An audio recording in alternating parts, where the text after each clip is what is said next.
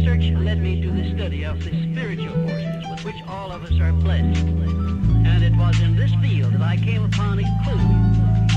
I want to describe my discovery in the simplest terms possible, because it will reveal to you why it is true that whatever the mind can conceive and believe, the mind can achieve.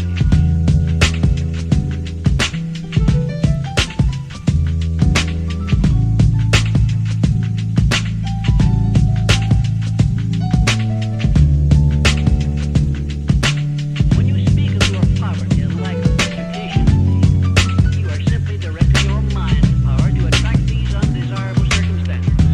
Because it is true that whatever your mind feeds upon, your mind attracts to you. Now you see why it is important that you recognize that all success begins with definiteness of purpose, with a clear picture in your mind of precisely what you want in life. Since that moment of there's a rainbow before me.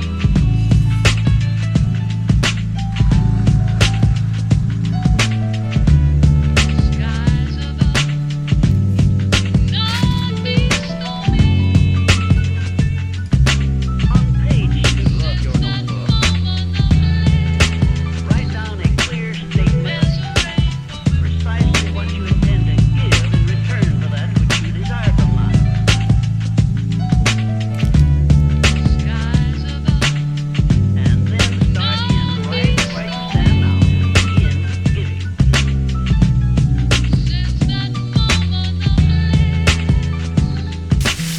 there's a rainbow before me.